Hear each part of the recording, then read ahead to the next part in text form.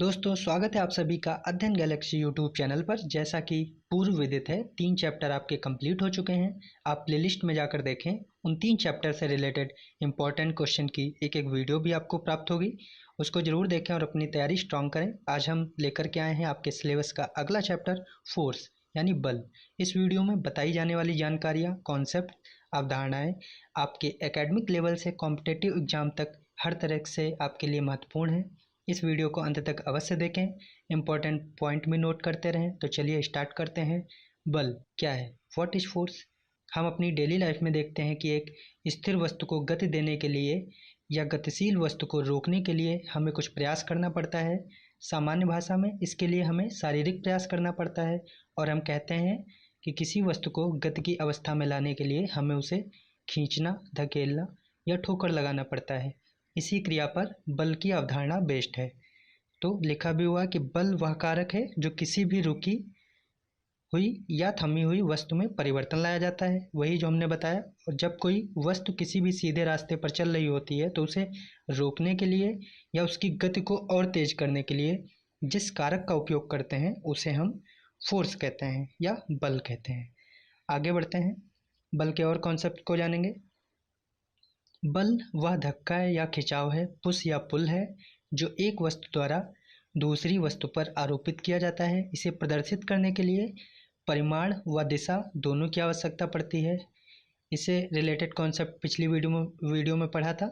तो यहाँ पे परिमाण और दिशा दोनों आया है। तो बल कौन सी राशि हो जाएगी? आपकी सदिश राशि हो जाएगी। Force is the vector quantity. एक यहाँ से तैयार हो गया पॉइंट। आकर्षण या अभिकर्षण, खींचना या धक्का देना, तो ये दोनों, यही क्या कहलाता है? बल कहलाता है, फोर्स कहलाता है। आगे बढ़ते हैं, इसका फॉर्मूला क्या होता है? अगर फोर्स की बात करें हम तो F is equal to ma, यानी बल बराबर द्रव्यमान गुणे त्वरण। तो यहाँ से अगर हम बल का SI मात्रक निकालें तो बल का SI मात्रक निकालने के लिए हमें द्रव्यमान का और त्वरण का SI मात्रक पता होना चाहिए। तो उसका मल्टीप्लिकेशन ही बल का मात्रक कहलाएगा, बल का SI यूनिट कहलाएगा। तो m का यानी मास का यानी द्रव्यमान का मात्रक क्या होता है? किलोग्राम होता है, हम जानते हैं। किलोग्राम। और त्वरण की बात करें तो त्वरण का क्या होता है? मीटर पर सेकंड स्क्वायर होता है। अगर इस फार्मूले में इन दोनों की यूनिट्स हम पुट करें तो हम देखते हैं कि हमें फाइंड हो गया है किलोग्राम इंटू मीटर पर सेकंड स्क्वायर। ये होता है इसकी SI यूनिट और इसी को न्यूटन भी कहते हैं। बल का मात्रक न्यूटन भी होता है। अगर इसके हम विमीय सूत्र, डायमेंशनल फार्मूले की बात करें तो MLT-2, ये इसका विमीय सूत्र होता है बल का। आगे बढ़ते हैं, बल के प्रकार के बारे में जानेंगे। टाइप्स ऑफ फोर्स इंपॉर्टेंट है ये भी। तो बल 2 प्रकार के होते हैं, संतुलित बल, असंतुलित बल, यानी बैलेंस्ड फोर्स और अनबैलेंस्ड फोर्स। अगर हम संतुलित बल की बात करें तो यह एक ऐसा बल है जिसमें दोनों तरफ समांतर बल ही लगाया जाता है, जिससे कि दोनों तरफ में कोई भी प्रस्ताव नहीं होता है। एग्जाम्पल देखें तो जैसे कि रस्सी को दोनों तरफ से खींचना, तराजू होता है या झूला होता है, यह सब संतुलित बल पे ही यानी बैलेंस्ड फोर्स पे काम करते हैं। आगे बढ़ते हैं, दूसरा बल जानते हैं, असंतुलित बल। ये क्या होता है? तो असंतुलित बल यानी अनबैलेंस्ड फोर्स की बात करें तो ये वो बल होता है जिसमें हम प्रस्ताव लगाते हैं, जैसे कि किसी रस्सी को दोनों तरफ से खींचा जाए और वह एक तरफ के लोगों को दूसरी तरफ ले आए, एक ही तरफ फोर्स लगे, दूसरी तरफ जीरो हो जाए। जैसे तराजू का एक तरफ झुक जाना, या जो रस्सी वाला हमने एग्जाम्पल लिया। सिंपली अगर साइंस की भाषा में समझें तो यदि परिणामी बल शून्य नहीं होता है तो वह असंतुलित बल कहलाता है। वही संतुलित बल में यदि परिणामी बल यानी रिजल्टेंट फोर्स शून्य हो जाता है तो वह बैलेंस्ड फोर्स कहलाता है, और अगर शून्य नहीं होता है रिजल्टेंट फोर्स यानी परिणामी बल तो वह अनबैलेंस्ड फोर्स या असंतुलित बल कहलाता है। आगे बढ़ते हैं, बल के और प्रकारों को जानेंगे। सबसे पहले हम ये देखते हैं, गति के नियमों की चर्चा करते हैं। न्यूटन के गति नियम, तो इसकी चर्चा न्यूटन ने, यानी जो भौतिकी के पिता भी जाने जाते हैं, इन्होंने 1687 में 1687 में एक प्रिंसिपिया बुक जो आपके सामने बनी भी हुई है, इस प्रिंसिपिया बुक में इन्होंने ये नियम प्रतिपादित किए थे। गति के नियम, जिनको न्यूटन के गति विषयक नियम के नाम से जाना जाता है। तो इन नियमों की हम बारी बारी चर्चा करेंगे। पहला नियम है आपका Newton first law of motion.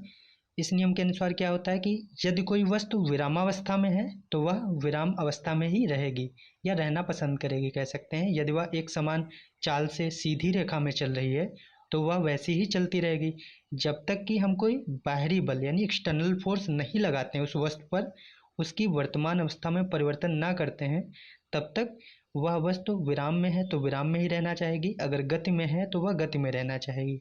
यही है न्यूटन का पहला गति का नियम। ठीक है। दूसरा, इसका पॉइंट एक और जानते हैं कि प्रथम नियम को ही गैलीलियो का नियम या जड़त्व का नियम भी कहते हैं। यह आपके एमसीक्यू में पूछा जा सकता है, तो ये भी ध्यान रखेंगे। आगे बढ़ते हैं, दूसरे नियम की चर्चा करते हैं। पहले देखते हैं जड़त्व क्या है। तो जड़त्व, जो उसमें एक टर्म की बात की गई, इनर्शिया बोलते हैं। इनर्शिया तो बाह्य बल के अभाव में किसी वस्तु को अपनी विरामावस्था या सामान्य गति की अवस्था को बनाए रखने की प्रवृत्ति को जड़त्व कहते हैं या इनर्शिया कहते हैं। जड़त्व के कुछ एग्जाम्पल अगर लें तो उदाहरण की बात करें तो उदाहरण क्या हो जाएंगे, जैसे कि ठहरी हुई मोटर या रेलगाड़ी के अचानक चल पड़ने पर उसमें बैठे यात्री पीछे की ओर झुक जाते हैं। इन एग्जाम्पल से भी क्वेश्चन बनते हैं, ध्यान से देखेंगे। तो ये पहला एग्जाम्पल हो गया। दूसरा उदाहरण है, चलती हुई मोटर कार के अचानक रुकने पर उसमें बैठे यात्री आगे की ओर झुक जाते हैं। यह भी जड़त्व का उदाहरण है, इनर्शिया का एग्जाम्पल है। कंबल को हाथ से पकड़कर, इसके बारे में भी डिटेल से पढ़ेंगे। कंबल को हाथ से पकड़कर डंडे से पीटने पर धूल के कण झड़कर गिर जाते हैं। ये भी जड़त्व के उदाहरण हैं। तो ये थे आपके इनर्शिया के कुछ एग्जाम्पल, ये भी ध्यान देंगे। आपको पीडीएफ फाइल भी मिल जाएगी साइट से, तो वहाँ से भी डाउनलोड करके आप और डिटेल में पढ़ सकते हैं। अगर न्यूटन के द्वितीय नियम की बात करें, Newton second law of motion, किसी वस्तु के संवेग में परिवर्तन की दर उस वस्तु पर आरोपित बल के समानुपाती होती है तथा संवेग परिवर्तन की दिशा में होता है। अब यदि आरोपित बल F बल की दिशा में उत्पन्न त्वरण A और वस्तु का द्रव्यमान m हो तो फॉर्मूला आपके सेकंड लॉ से क्या बन जाता है, F is equal to m into a, यानी m फॉर मास यानी द्रव्यमान और a फॉर एक्सीलरेशन यानी त्वरण। तो ये आपका फोर्स का जो फॉर्मूला है वो न्यूटन के सेकंड लॉ से आया है और प्रथम नियम दूसरे नियम का अंग है, ये भी ध्यान रखेंगे। आगे बढ़ते हैं, तृतीय नियम की चर्चा करते हैं। तो आप देख रहे हैं कि न्यूटन का तृतीय नियम यानी Newton third law of motion, यह क्या होता है कि प्रत्येक क्रिया के बराबर परंतु विपरीत दिशा में प्रतिक्रिया होती है, इसीलिए इसको क्रिया प्रतिक्रिया या एक्शन रिएक्शन लॉ भी कहते हैं। उदाहरण की बात करें तो उदाहरण क्या होते हैं इसके, बंदूक से गोली चलाने पर चलाने वाले को पीछे की ओर धक्का लगना। दूसरा एग्जाम्पल है आपका नाव से किनारे पर कूदने पर पीछे की ओर हट जाना। और तीसरा और इम्पॉर्टेंट एग्जाम्पल है रॉकेट को उड़ाने में। तो रॉकेट को उड़ाने में भी न्यूटन का तृतीय नियम काम करता है। तो क्रिया प्रतिक्रिया नियम भी न्यूटन के तृतीय नियम को कहते हैं। तो ये आपके कुछ हो गए 3 नियम न्यूटन के। अब आगे बढ़ते हैं, यह भी आपके एग्जाम के लिए इम्पॉर्टेंट है, संवेग संरक्षण का सिद्धांत। तो इस नियम के अकॉर्डिंग क्या होता है, इस सिद्धांत के अकॉर्डिंग क्या होता है, यदि कणों के किसी समूह या निकाय पर कोई बाह्य बल नहीं लग रहा हो तो उस निकाय का कुछ संवेग नियत रहता है, यानी कि टक्कर के पहले और बाद का जो मोमेंटम होता है, संवेग जो होता है वो होता है बराबर। तो ये है संवेग संरक्षण का सिद्धांत। आगे बढ़ते हैं, बल के अन्य रूप प्रकार की बात करते हैं। तो संपर्क बल, जो बल वस्तु के संपर्क में आने पर कार्य करे उसे हम संपर्क बल कहते हैं, कांटेक्ट फोर्स कहते हैं। तो संपर्क बल कितने टाइप का होता है, ये 2 प्रकार का होता है, पेशीय बल और घर्षण बल। इनको बारी बारी से पढ़ेंगे। तो पेशीय बल और घर्षण बल की चर्चा करते हैं। पहले हम मस्कुलर फोर्स यानी कि पेशीय बल के बारे में जानते हैं। तो पेशीय बल क्या है, पेशीय बल हमारी मांसपेशियां यानी हमारे मसल्स अनेक कार्य जैसे पानी से भरी बाल्टी उठाना, गाड़ी को धक्का देना आदि, ये सारे एग्जाम्पल्स किसके हो जाएंगे, पेशीय बल के। इसके द्वारा बल के द्वारा कार्य करती है। इसी प्रकार बैलों के द्वारा बैलगाड़ी को, ये कुछ एग्जाम्पल लिखे हुए हैं। बैलों के द्वारा बैलगाड़ी को खींचना, घोड़े द्वारा सवार को सवारी करना आदि क्रियाकलाप भी पेशीय बल के द्वारा ही होते हैं। तो जो भी हमारे मांसपेशियों से हमारे मसल्स के द्वारा बल लगाकर कार्य किए जाते हैं वो पेशीय बल के एग्जाम्पल होते हैं। तो ये हो गया मस्कुलर फोर्स या पेशीय बल। आगे बढ़ते हैं, घर्षण बल की बात करते हैं, इम्पॉर्टेंट है। फ्रिक्शनल फोर्स, तो यह क्या होता है कि घर्षण बल एक प्रकार का ऐसा बल होता है जो 2 तलों के बीच सापेक्षिक स्पर्शी गति का विरोध करता है। तो देखते हैं, घर्षण बल की दिशा सदैव गति की दिशा के विपरीत होती है। ये भी होता है जिधर हम मूव कर रहे होते हैं उसके जस्ट अपोजिट में घर्षण बल की दिशा होती है। जो हम रोड पे या किसी रास्ते पे चलते हैं तो हमारे पैरों के जूते में और जो रोड होती है उसके पार्टिकल्स में एक घर्षण बल कार्य कर रहा होता है। तो इसके एग्जाम्पल की बात करें तो देखते हैं, या पहले टाइप्स को देखते हैं, घर्षण बल के प्रकार, टाइप्स ऑफ फ्रिक्शनल फोर्स। तो ये 3 तरीके का होता है, स्थैतिक घर्षण बल यानी स्टैटिक फ्रिक्शनल फोर्स, सर्पी घर्षण बल स्लाइडिंग फ्रिक्शनल फोर्स, और तीसरा है आपका लोटनिक घर्षण बल रोलिंग फ्रिक्शनल फोर्स। तो ये आपके 3 तरीके के घर्षण के प्रकार होते हैं। आगे बढ़ते हैं।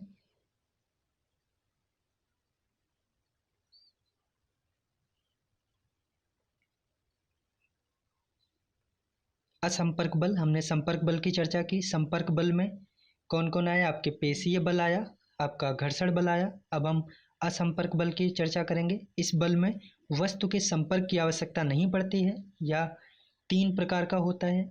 कौन कौन से 3 टाइप्स हैं इसके, चुंबकीय बल यानी मैग्नेटिक फोर्स, स्थिर वैद्युत बल, और गुरुत्वाकर्षण बल यानी ग्रेविटेशनल फोर्स।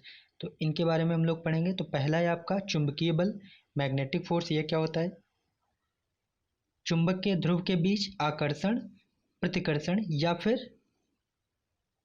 पदार्थों के बीच आकर्षण बल द्वारा होता है, उसे हम चुंबकीय बल कहते हैं। इस बल में वस्तु के संपर्क की आवश्यकता नहीं होती है, बल्कि दूर से ही प्रभाव उत्पन्न हो जाता है। तो चुंबक के सहारे होता है चुंबकीय बल, और इसमें 2 ध्रुवों के बीच आकर्षण या प्रतिकर्षण जो होता है उसी को हम चुंबकीय बल कहते हैं। आगे बढ़ते हैं। आपका दूसरा था स्थिर वैद्युत बल। इस बल का प्रमुख कारण क्या होता है, विद्युत आवेश होता है, चार्ज होता है। एक आवेशित वस्तु द्वारा किसी अन्य आवेशित वस्तु या अनावेशित वस्तु बिना सीधे संपर्क के अट्रैक्ट होती है, आकर्षित होती है, तो इस बल को हम स्थिर वैद्युत बल कहते हैं। अगर एग्जाम्पल की बात करें तो जो सूखे बालों में कंघी रगड़कर यदि कागज़ के टुकड़ों के जो हम करते हैं, बचपन में करते थे, तो वो एक एग्जाम्पल किसका हो जाएगा, स्थिर वैद्युत बल का। जो कंघी को रगड़कर कागज़ के टुकड़ों पर अगर हम नज़दीक लाएंगे तो उसमें आकर्षण बल उत्पन्न होगा और वो पार्टिकल्स कागज के उसमें चिपक जाएंगे। तो यह हो गया स्थिर वैद्युत बल। आगे बढ़ते हैं। न्यूटन का गुरुत्वाकर्षण बल देखते हैं क्या है। तो गुरुत्वाकर्षण बल यानी ग्रेविटेशनल फोर्स क्या है, विश्व में प्रत्येक पिंड या अन्य पिंड को जिस बल के द्वारा आकर्षित करता है उसे हम गुरुत्वाकर्षण बल कहते हैं। पृथ्वी प्रत्येक वस्तु को अपने केंद्र की ओर यानी गुरुत्व बल के द्वारा आकर्षित करती है, इसीलिए प्रत्येक वस्तु पृथ्वी तल पर आकर गिरती है। तो ये एक रीजन हो गया। तो गुरुत्वाकर्षण बल समझ गए होंगे। तो किसी भी 2 पदार्थ वस्तु या कणों के बीच मौजूद एक आकर्षण बल है। गुरुत्वाकर्षण बल न सिर्फ पृथ्वी और वस्तुओं के बीच का आकर्षण बल है, बल्कि यह हमारे यूनिवर्स में, हमारे ब्रह्मांड में जो भी चीज़ें मौजूद हैं, जो भी पदार्थ हैं, उन सब में यह विद्यमान है। कौन, गुरुत्वाकर्षण बल।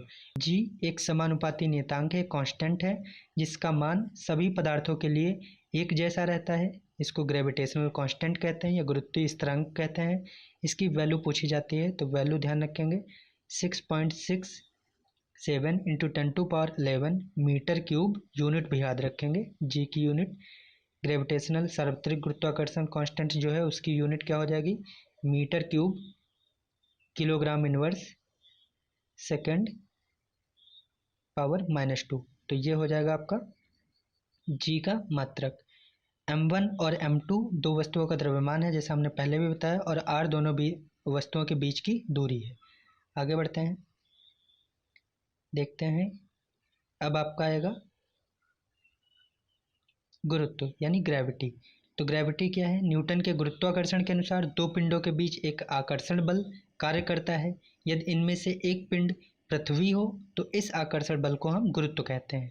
यानी कि गुरुत्व वह आकर्षण बल है जिससे पृथ्वी किसी वस्तु को अपने सेंटर की ओर अट्रैक्ट करती है, अपने केंद्र की ओर खींचती है।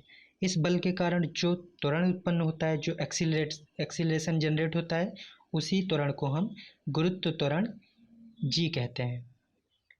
स्मॉल जी और वो था कैपिटल जी, डिफरेंस समझेंगे। और इस यानी स्मॉल जी की वैल्यू जो होती है ये भी पूछी जाती है, ये कितनी होती है, 9.8 मीटर पर सेकेंड स्क्वायर। गुरुत्व त्वरण है तो आपका यूनिट भी त्वरण के अकॉर्डिंग होगा मीटर पर सेकंड स्क्वायर, जिनका जो मान कितना हमने बताया 9.8 मीटर पर सेकंड स्क्वायर, और गुरुत्व जनित त्वरण यानी जी वस्तु के रूप, वस्तु के आकार, वस्तु के द्रव्यमान आदि पर निर्भर नहीं करता है। ये आपका एक ऑब्जेक्टिव क्वेश्चन यहाँ से बनेगा, अगली वीडियो होगी तो उसमें ध्यान देंगे। तो वस्तु के रूप, आकार, द्रव्यमान आदि पर निर्भर जी की वैल्यू नहीं करती है, डिपेंड नहीं करती है। आगे बढ़ते हैं। जी के मान में परिवर्तन, यहाँ से क्वेश्चन बहुत पूछे जाते हैं, ध्यान से देखेंगे। जी के मान में परिवर्तन यानी पृथ्वी की सतह से ऊपर या नीचे जाने पर जी का मान डिक्रीज करता है, घटता है। दूसरा पॉइंट है आपका जी का मान महत्तम यानी मैक्सिमम पृथ्वी के ध्रुव पर होता है, पोल पर होता है। और जी का मान मिनिमम यानी न्यूनतम कहाँ होता है, विषुवत रेखा इक्वेटर पर होता है। पृथ्वी की घूर्णन गति बढ़ने पर जी का मान कम होता जाता है, और पृथ्वी की घूर्णन गति घटने पर जी का मान बढ़ता जाता है। तो ये थे कुछ इंपॉर्टेंट पॉइंट जिनसे क्वेश्चन पूछे जा सकते हैं। आगे बढ़ते हैं और देखते हैं एक नया टॉपिक, बल आघूर्ण। तो बल आघूर्ण यानी टॉर्क, इसकी परिभाषा की बात करें तो आघूर्ण एक ऐसा बल होता है जो किसी भी शरीर की घूमने की गति को बदल देता है, या किसी भी शरीर या वस्तु को तोड़ने मोड़ने, सिंपली हम कह सकते हैं तोड़ने मोड़ने वाला बल है।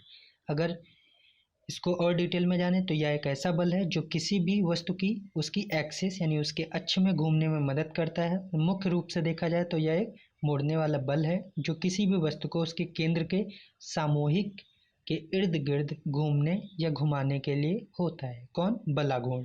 अगर ये राशि पूछी जाए सदिश है या अदिश है तो ये भी एक वेक्टर क्वांटिटी है, एक सदिश राशि है, और इसका विमीय सूत्र हो जाएगा आपका ml² T-2। और इसके एसआई मात्रक की बात करें तो न्यूटन इंटू मीटर इसका मात्रक हो जाएगा। उदाहरण, बलाघूर्ण को और समझने के लिए उदाहरण देखते हैं।